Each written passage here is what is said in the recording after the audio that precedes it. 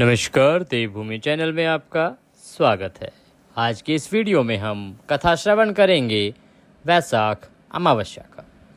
आप सभी 8 मई बुधवार को वैशाख अमावस्या मना रहे हैं। वैशाख अमावस्या का बहुत अधिक महत्व है। इस दिन दान पुण्य करने से बाकी तिथियों से कहीं अधिक फल प्राप्त होता है। भगवान श्री हरि की कृपा प्राप्त होती है और इस दिन पितरों का तर्पण करने से आपकी कुंडली में अगर कोई पितृदोष है तो वह दूर होता है। आपके पितृ प्रसन्न होते हैं और पितरों के आशीर्वाद से आपके सभी कार्य बनने लगते हैं। घर परिवार से सभी दुख दूर हो जाते हैं और भगवत कृपा से आप आनंद और धन की प्राप्ति करते हैं। इसीलिए वैशाख अमावस्या बहुत अधिक महत्वपूर्ण है। इस दिन आपको किसी पवित्र नदी में स्नान करना चाहिए। अगर आप नदी में स्नान करने नहीं जा सकते हैं तो आप घर पर गंगा जल डाल के पानी की बाल्टी लें, उसमें गंगा जल डालें और पानी भर के उससे नहा लें, वह भी उत्तम होगा। हो सके तो आप इस दिन किसी ब्राह्मण को भोजन कराएं, अन्यथा आप किसी गरीब को जितना सामर्थ्य आपका हो उसके अनुसार दान दें।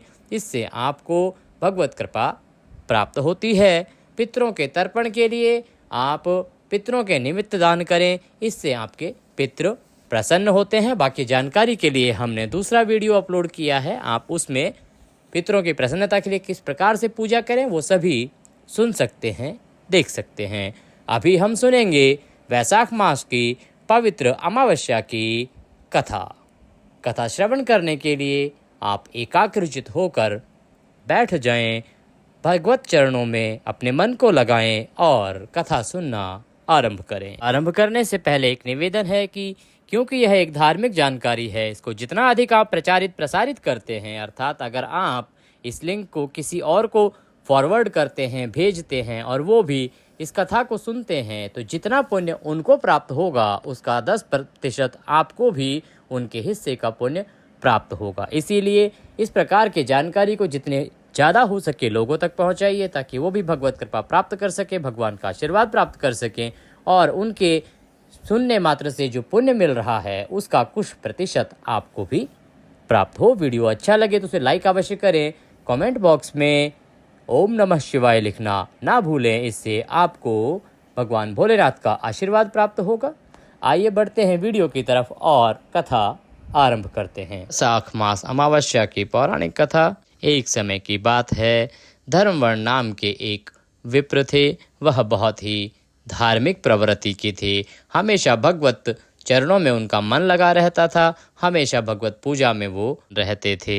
एक बार उन्होंने किसी महात्मा के मुख से सुना कि घोर कलयुग में भगवान श्रीहरि के नाम स्मरण से ज़्यादा पुण्यदायी कोई भी कार्य नहीं है।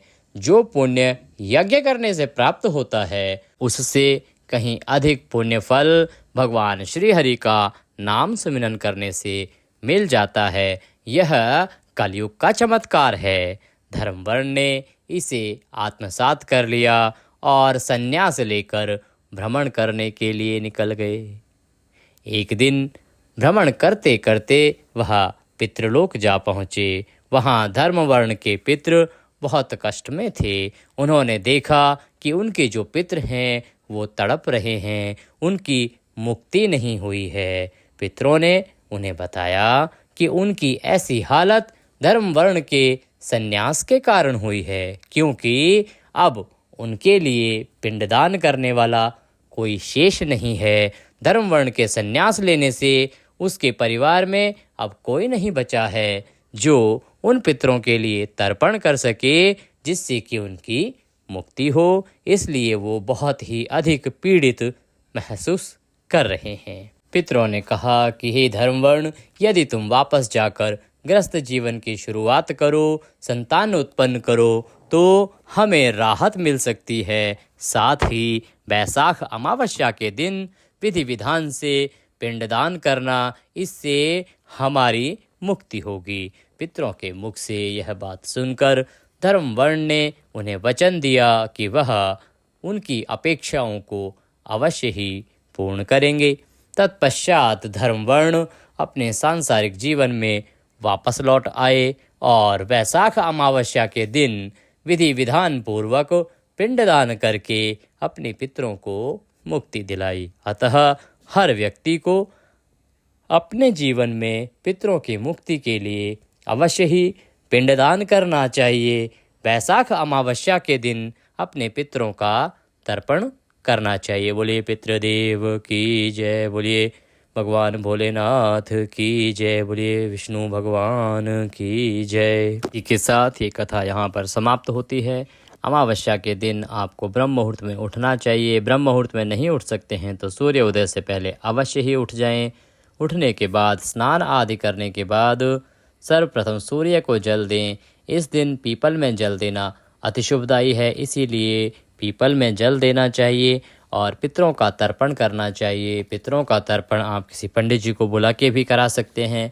किसी ब्राह्मण को निमंत्रित करें, घर बुलाएं और उनको भोजन कराएं, दान दक्षिणा आदि देके उनका आशीर्वाद प्राप्त करें। इससे आपके पितृ प्रसन्न होते हैं कि पितरों को मुक्ति मिलती है, उनका आशीर्वाद आपको प्राप्त होता है। आज के इस बिजी शेड्यूल में, बिजी दिनचर्या में अगर आप किसी ब्राह्मण को नहीं बुला पाते हैं तो एक साधारण सा विधान ये भी है कि आप दुकान से कोई दूध का पैकेट ले लें, केले ले लें या बिस्किट ले लें और उसको ले जाकर किसी ब्राह्मण को दें या किसी मंदिर में दान दें। साथ में दक्षिणा अवश्य रखें और अपने पितरों को याद करें। हो सके तो ब्राह्मण को बोल के उसका संकल्प अवश्य करवाएं और संकल्प करके ही दान करें। संकल्प करने का साधारण विधान हम आपको यहाँ बता देते हैं। अगर पंडित जी मौजूद ना हो तो आप स्वयं भी संकल्प कर सकते हैं। सामान जो है उसको एक स्थान पर रखें, अपने सीधे हाथ में थोड़ा सा जल लें, में कम से कम दक्षिणा के रूप में 1 रुपये का सिक्का रखें और 3 बार बोले ओम विष्णुर विष्णुर विष्णु, अपना नाम, अपना गोत्र, अमुक स्थान जहाँ पे आप उस समय विराजमान हैं, जिस स्थान पर खड़े होकर आप संकल्प कर रहे हैं वहाँ का मकान नंबर, उस क्षेत्र का नाम, उस स्टेट का नाम, अमावस्यायाम पूर्ण तिथियों, बुधवासरे वस्तु आप दान कर रहे हैं वह बोलिए और पितरों के निमित्त यह दान करने का संकल्प करते हैं। हे प्रभु, इसे स्वीकार करें और हमें आशीर्वाद प्रदान करें। इस प्रकार से वह जो आपने संकल्प हाथ में जल लिया है उसको उस सामान के चारों तरफ घुमाइए एक बार और छोड़ दीजिए। उसके बाद वह दान किसी भी ब्राह्मण को दे दीजिए, वह सीधा आपके पितरों को ही लगेगा। आज के इस वीडियो में अभी के लिए इतना ही। अगले वीडियो में फिर होगी आपसे मुलाकात। तब तक के लिए जय श्री हरि।